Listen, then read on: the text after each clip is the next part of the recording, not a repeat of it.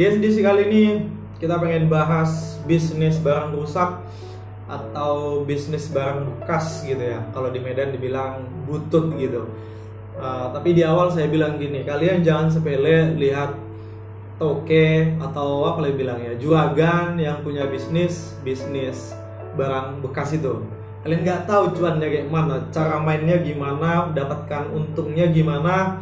Jadi di edisi kali ini kita akan bongkar itu supaya kalian jangan sepele lihat yang toke-toke barang bekas itu. Duitnya banyak, untungnya banyak loh, serius. Aku jelasin ya. Ya, kalau kalian mau jadi pebisnis atau toke atau juragan barang bekas, mungkin ada 3 atau 4 garis besar poin-poin yang paling penting kalian harus punya ini, modal ini gitu.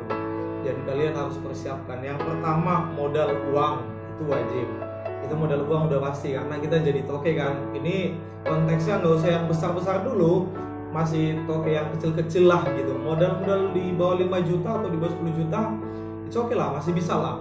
Jadi modal uang pertama. Yang kedua, punya tempat atau punya rumah atau gudang, tempat untuk menampung barang bekas itu. Jadi punya tempat yang cukup luas untuk nampung barang bekas itu.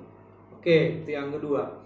Yang ketiga, punya kemampuan atau punya ilmu dalam manajemen keuangan, manage your money. Untuk gimana caranya melihat harga pasar, gimana untuk mengelola keuangan kalian, masuknya, keluar masuk uang gitu segala macam. Ya harus pintar lah kelola uang di bisnis itu. Di semua bisnis harus kayak gitu sih.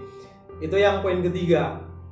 Yang keempat, perbanyak relasi dengan banyak orang atau perbanyak relasi dengan warga-warga sekitar kalian, atau perbanyak juga relasi dengan sesama toke, sesama juragan yang bergerak di bidang yang sama, barang bekas atau butut atau busi tua gitulah istilahnya.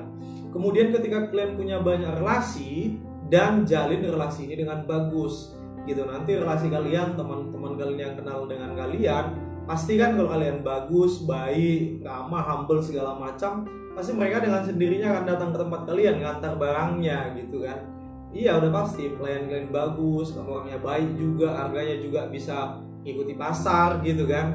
Nah yang keempat itulah modal pertamanya. Tapi para pebisnis yang udah gede gitu kan, aku baca juga di YouTube ya, di Google juga ya aku tonton, di YouTube juga banyak sih itu.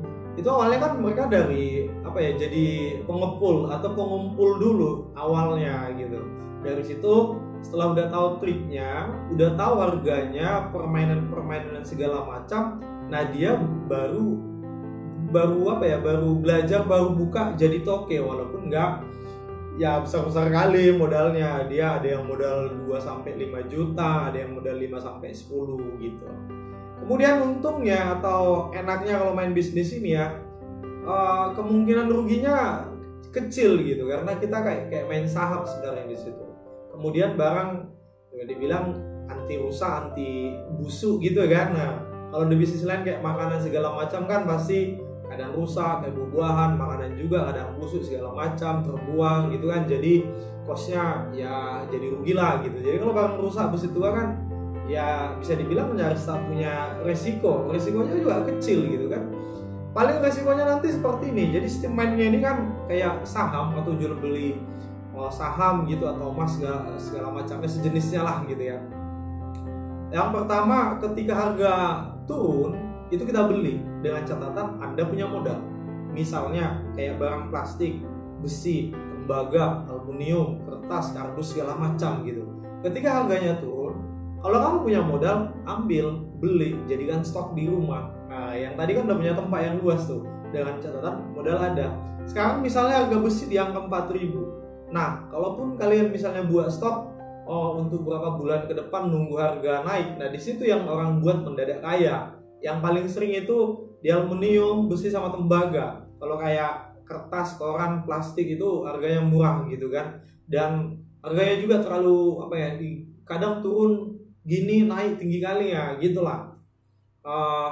Jadi saran aku yang di angka-angka yang besar itu kayak besi 4 ribuan juga iya. Kemudian kayak aluminium yang kaleng itu di angka 18 ke 20 sekarang ya di Juni 2023. Kemudian tembaga sekarang lagi turun. Itu mungkin ada yang di bawah 100, ada di atas 100. Ini khusus untuk di Kepri atau di Batam ya, harga yang aku informasikan. Karena aku bulan lalu, 1 bulan atau 2 bulan yang lalu aku jual tembaga itu 2,5 kilo di angka 110.000 per kilonya. Sekarang kemarin saya tanya toke-toke yang sekitar lingkungan saya itu lagi turun nih tembaga 95, 85, atau 90, di bawah 100 lah pokoknya gitu. Nah kalau kalian punya modal, Anda toke, Anda juragan, punya duit jutaan, ratusan juta, buat stok, jangan langsung jual ke pabrik gitu. Jadi buat di gudangmu dulu. Nah itulah yang membuat pebisnis barang rongsokan, barang bekas atau besi tua yang buat mereka cepat kaya, angkanya terlalu drastis ketika fluktuatif itu kan angkanya. Contoh misalnya hari ini harga besi 4.000. Ini pun kalau misalnya jadi toke yang kecil-kecil pun, kita bilang lah kecil-kecil sekitar rumah kita, mereka ambil 4.000. Nah mereka itu jual ke pabrik pasti di atas 4.000, nggak mungkin 4.000 karena mereka kan ambil selisih harga untuk untung gitu kan. Di atas 4.000 mereka akan jual ke toke atau ke pabrik. Kemudian pernah juga mereka akan jual ke pengrajin, misalnya pengrajin buat besi entah apa gitu. Nah itu juga pasti di atas 4.000. Kalau mereka ngambil untung 1.000 perak aja pun, atau 2.000 gitu kan, kali misalnya 1 ton udah berapa juta gitu. 1.000 kilo kali untungnya 1.000 atau 2.000 per kilo. Nah ironisnya kemarin di sekitar rumah saya gini, ini cerita fakta ya, saya jual besi, jadi saya kumpul-kumpul nih besi yang ada di rumah saya yang gak kepake gitu kan, ada juga kabel-kabel segala macam gitu. Jadi saya jual ke salah satu toke butut besi tua di sekitar rumah kami ini. Saya jual ke sana 4.000, 43, 42 gitu lah, 4.000-an lah. Oke. Beberapa hari kemudian aku dan saudaraku atau familiku ke sana mau beli besi, kami mau buat kursi atau meja. Kecil lah, nggak besar-besar kali karena kurang besinya, besi holo kan. Jadi kami pengen tambahan lah dari mereka. Kami beli di situ 4 kilo. Tahu berapa hari yang mereka buat jual ke kami? Padahal aku 2 hari yang lalu atau berapa hari yang lalu jual ke mereka 42, 41, 4 ribuan lah gitu. Ketika kami beberapa hari yang akan datang lagi ke sana mau beli besi, ketika kami mau buat meja itu, kursi, dikasih harga ke kami berapa sekilo bang? 7.000 gitu ya. Bayangkan lah, kita jual ke mereka 4 ribuan, 4,1, 4,2. Mereka jual pembeli lagi yang datang ke gudangnya jual 7.000 loh. Untungnya waduh hampir 3.000-an untungnya per kilo. Bayangkan kan nggak? Kalau 3.000-an untungnya per kilo kali 1 ton. Kalau ada 1 bulan, dalam 3 bulan di stok atau berton-ton, puluhan ton, ya kan, kalau kalian kuat modalnya kalikan aja tuh. Nah kalau kita kan kali-kali cepat lah gitu ya kan. Nah itu belum lagi tembaga loh. Tembaga itu contoh ya, kalau naik lagi turun atau naik lah, misalnya lagi turun nih 85, 90, ambil tuh semua tembaga yang ada di sekitar kalian, di kota manapun kalian gitu, lagi 80 nih atau 85, 90. Nah tiba-tiba 2 minggu lagi, 3 minggu lagi, entah 3 hari lagi, kita nggak tahu harga pasar naik, tiba-tiba 110, 120, karena 130, 150. Modal kalian hanya 85, 90. 4 hari lagi, seminggu lagi, entah berapa hari lagi, sebulan lagi, tiba-tiba drastis sekali naik guys. Kadang untung kalian selisihnya dari 90 modal kalian beli dari warga, kalian jual ke pabrik atau ke gudang nomor satunya gitu kan, kalian setor di angka 120, 110. Untung kalian 20, 30 ribu per kilo. Kalau ada selama 3 bulan atau selama 6 bulan kalian tabung-tabung tembaga kayak gitu bertonton, kalikan aja. Jadi itu yang buat mereka kaya. Jadi aku udah tahu, oh gini permainannya. Nah, oh gini, tapi intinya itulah, modalnya harus kuat. Jadi ketika harga turun, nah ambil beli kayak saham lah, beli. Apa ini yang lagi turun ya kan? Tapi pilih-pilih barang juga, karena nggak semua toke, nggak semua bos juragan ngambil semua jenis barang, nggak semua. Ada yang hanya khusus tembaga, besi doang, aluminium gitu. Ada juga beberapa yang aku tanya, toke-toke yang barang butut di sekitar kami, dia nggak ambil kayak kardus, koran, kertas, plastik, nggak. Dia hanya kayak besi, tembaga, nikel, baja, entah apa gitulah yang berat-berat. Jadi yang ringan-ringan nggak diambilnya.